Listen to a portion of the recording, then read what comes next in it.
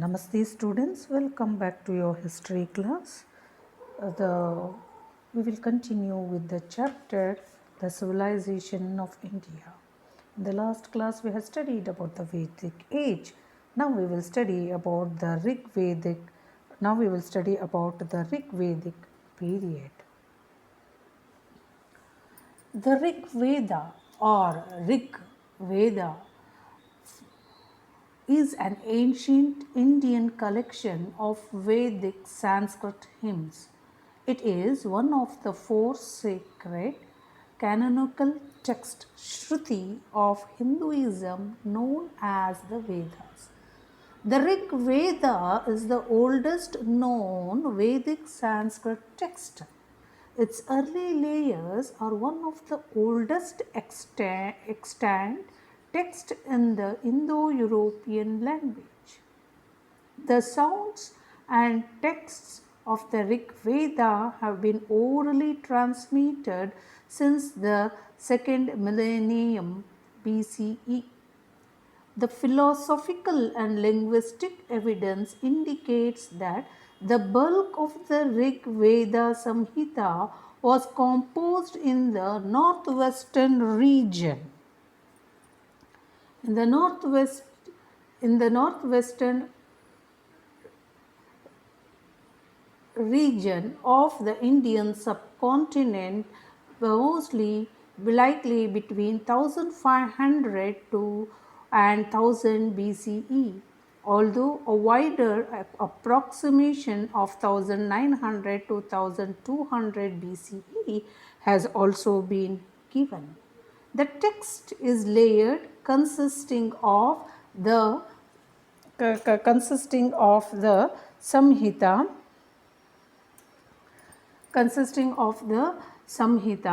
Brahmanas, Aryankas and Upanishads. The Rig Veda Samhita is the core text and is a collection of 10 books called mandalas with 1028 hymns. These hymns are the suktas in about 10,600 verses, called as eponyms of the name Rig Veda. In the 8 books, book 2 through 9, that were composed the earliest, the hymns predominantly discuss the cosmology and praise deities. The more recent books, in part of also these, deal with the philosophical or speculative questions, virtues such as dana in society, questions about the origin of the universe and the nature of the divine, and other metaphysical issues in their hymns. Some of its verses continue to be recited during the Hindu rites of passage celebrations such as weddings and prayers, making it probably the world's oldest religious text in continued use.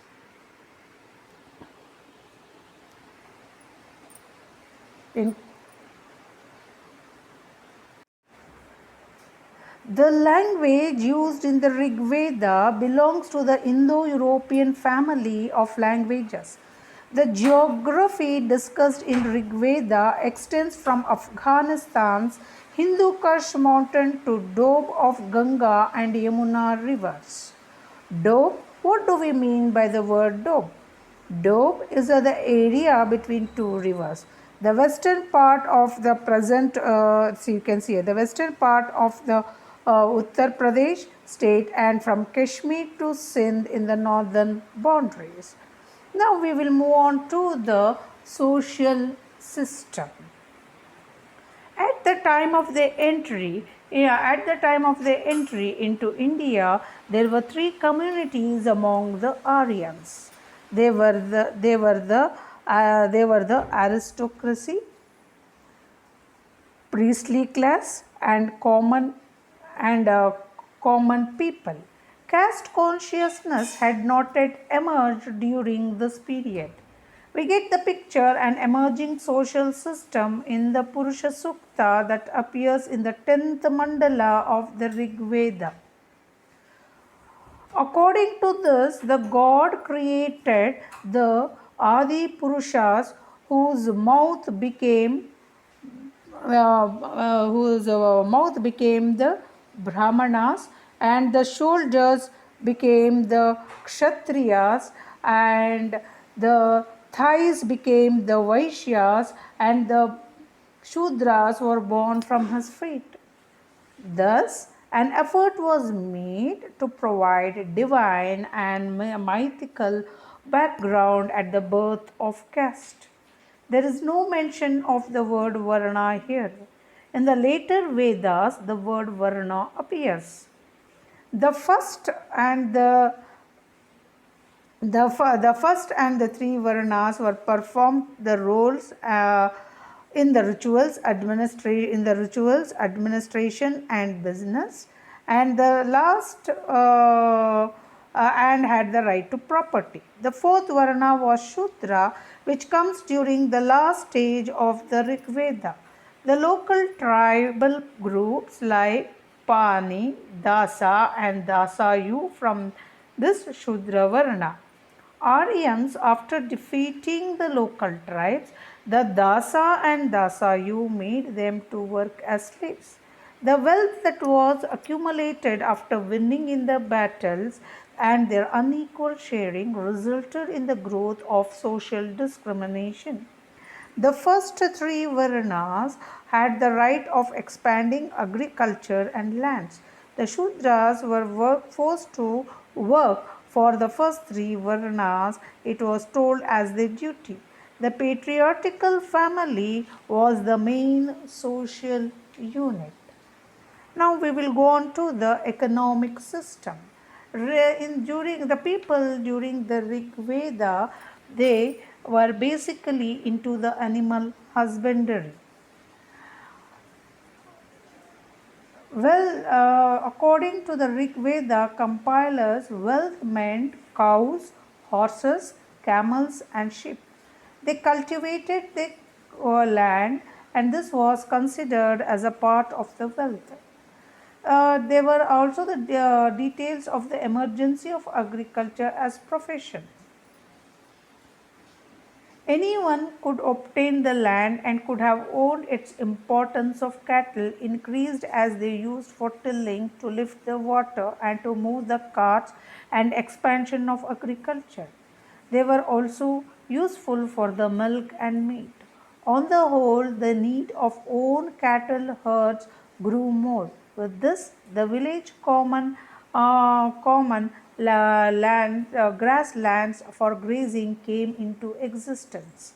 They were not aware of the usage of iron, but they were using the mature and processed plant as charcoal to melt the metals. The brass and alloy was called as ayas, though they were reference of pots and their pots also. Situational references appear in Rig Veda on the craft like weaving, carpentry, and other professional works. The word Pani is referred to the Rig Veda. This was used to refer to the local rich tribe they knew agriculture. In Rig Veda, the cultivable land was called as Kshetra, and cultivation is called as Krushi. Now also we use this Krushi Kshetra we tell, isn't it, in Kannada? So, an irrigated land belonging to the alligram of Swat Valley has been found, and it belongs to the 11th century BCE. There is also a reference to the stone pulley and the wood cups to lift the water from the well. Oxen, you can see oxen was used to pull the carts and plows, and they were also used to pull the water by using the rope, and they lifted the water flown into the broader canals. With the help of this technology, agriculture that was limited to areas closer to the rivers expanded to the areas with a higher level of underground water table, and Java is identified as barley. So the crops grown was barley, wheat, rice, cotton, and oilseeds. Now we will move on to the political organization. A reference has been given to the grama. What do we mean by the word grama, children? Yeah, village. This appears in the Rig Veda. It is not a new one, it is an old one. We can find this even in the Rig Veda. Tribes are living in gramas. What are gramas? Yeah, it are villages. Rajan or Raja was the head of the tribe. The name of the Rajas were related to the specific tribes. Tribes may have had their more than one Raja. The position of the Raja was hereditary, and Trukshi of Pura clan and Shuddhas of Bharata clan are the examples for this. In the political activities, the invasion and suppression of non-Aryan tribes like Dasayu and Pani by the Aryans, one of the major parts of Rig Veda considers Dasayu and Pani as inhuman aliens and killable. We can also see there are also references, children, for the conflict which took place between the Aryans and non-Aryans in the Rig Veda. The word Sabha and Samiti. The word Sabha and Samiti were used to denote the assembly of the common people around the king. So, through these two assemblies, the people express their opinions on important matters of the Rashtra. Both were known as the twin daughters of Prajapati. Samiti dealt with the policy decision and political business included common people, but whereas Sabha less political in character and was more selected body of the elders or nobles. In the Samiti, the members of the Samiti points out the grievances of the people to the king. But whereas in Sabha, the members are all friendly and belongs to the king's side. In Samiti, no such mention is later. It is mentioned by Atriya Brahmana. Women who attended were called as Sabhavati, and later on it was stopped. So, the Sabha and Samiti, the one who fights the one who fights was called as a Yodha. The word Kshatriya was not in use. Kings and the rich had power, and they were gifting cows, horse, gold, and cultivation tools to priestly class. Invasions and conflicts used to take place for cattle. So, like this, the inventions increased the wealth and could also get the prisoners. Now we will move on to the religious system. Yajnas was the epic center of religious practices. During the yajna, the animal sacrifices were done to please the god. Yajnas were considered primarily for two reasons. One was to get rain. Why do we want rain? To harvest. And second one was the harvest, to grow the crops. And to seek the help of the god to defeat the enemies like Dasayu. The priest who conducted the yajna was called as a Hottar. During the yajna, the reciting of the shlokas and consumptions of soma is a drink, was done. There was no idol worship in the Aryan religions. They were also not using any animal, human or other symbol. The most importance was given to the Agni in Rig Veda period. There are around 200 shlokas on fire. And also there are around 250 shlokas which is dedicated to Lord Indra to expose that Indra brings rain, defeats the enemies of the Aryans, that is the Dasayus and Dasas, eats buffaloes and gets drunk with Somarasa. Vishnu had not gained prominence during this period. At a later age, after some time, the Rudra appears as a Shiva in Rig Veda. There are no references to beliefs of incarnations. Mahayagas were performed by the rulers and head of the various tribes and were led by the priest. With the hold of the priestly class was important during the early Rigvedic period. Reference to the god of cultivation, Kshetrasya Pati, god of plow, Devi Sita, and minor house deity Vasutoshapati are found. There were many references to the religion of common people. In the last Rigvedic part of the Rigveda, there were shlokas on marriage and marriage and death. The Rigveda during the people during the Rigvedic time, they did not know the art of writing. The language was based on phonetics. There were similarities in the characters and the names that are found in the Rig Veda and the Indo-Iranian religious text Avesta. Now we will move on to the post-Vedic period.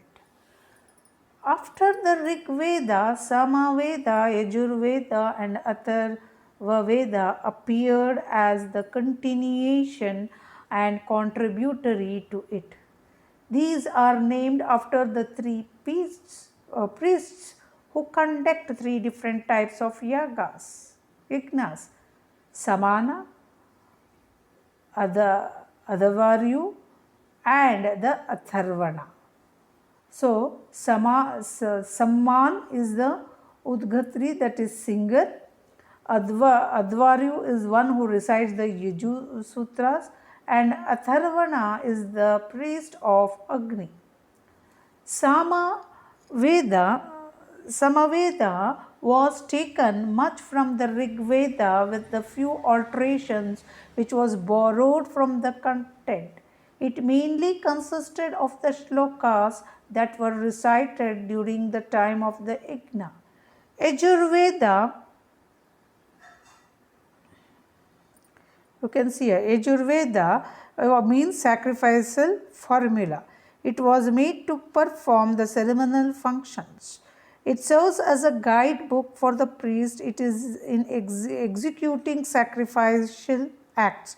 Some parts of Yajurveda are the Kama, Kataka. All these are some of the parts of the Yajurveda. Yajurveda has different types of text called black and white. Black is called as Krishna and white is called as Shukla. In the black Yajurveda, where there are explanations about the way of reciting the mantras and also commentary and discussions on the same. And in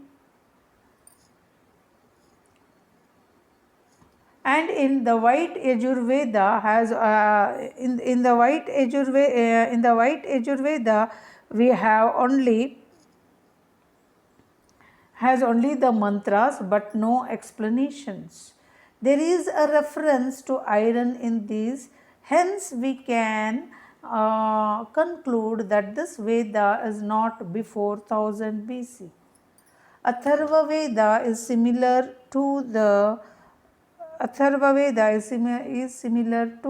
Rig Veda in its size and content. It has taken from the 10th mandala of Rig Veda. It is in prose form. It has used the language of Brahmanas rather than the ancient language. The geographical details of this Veda are in different form are different, which is found in the Rig Veda. This shows that the Aryans moved to the east by this time. And we also see the Vedas. We are having 4: Rig Veda, Sama Veda, Yajur Veda, Atharva Veda. Again, Sama Veda, it is being divided into Grama Geya Gana, Aranya Geya Gana. Then Yajur Veda is being divided into Black Yajur Veda and White Yajur Veda. You can see. Next, we will move on to the social system, the social life. The 4 divisions, you can see the 4 divisions were Brahmana, Kshatriya, Vaishyas and the Shudras. It was also seen, it is also found, we studied this in the Rig Veda, and this was a part of the Purusha Sukta. Incorporating certain changes became very strong. Brahmins, they used to accept the gifts whenever they did the yagnas and the rituals. And in owing the land, they received the cows, offered the prayers, and in matters related to God, Brahmins had gained the more important position in the society. The Rajaniya indicates the Kshatriya Varma. Not Varma, it is Varna, Kshatriya Varna. Those who had the political powers were called Kshatriya, irrespective of their origin. Rajaniyas, who were the soldiers, they were trained in archery and could also wage war in chariots, and they also got a lot of importance during this period. The word Vaishya is found here and there. They were supposed to offer gifts to others. They were also being subjected to exploitation to one's whims and fancies. They neither had the right to perform the yagas or nor have a right to enter the place of the yagas. They were placed, the Shudras were placed lower than the 2 Varnas, still remained as the Aryans. The Shudras were also a part of the Varna system, but they came in the last strata in the society. The Dasayus and the Dasas were kept outside the Varna system. They were integrated to Shudra Varna. They were expected as a part of the Varna system, but no rights were given to them children. They could have been thrown out or killed at any time. They were not allowed to perform the yaga, and they could not have come from tribes like not allowed to perform the yagas, and also the sacred, it was held that the sacred guru not only should disown a Shudra, he even should not see a Shudra. And some of the early food collecting tribes like the Nishadha and Chandala were grouped as untouchables. Women were placed at the lowest position in the hierarchy. There is also a reference of the dowry in Atharva Veda, and there is no proper benefit for the woman's work, and there was no practice of child marriage during this period. Polygamy was prevalent among the rich and powerful people. The widow could remarry during this period. So, in the next class, we will move on to the economic life and political and religious system. Thank you, children.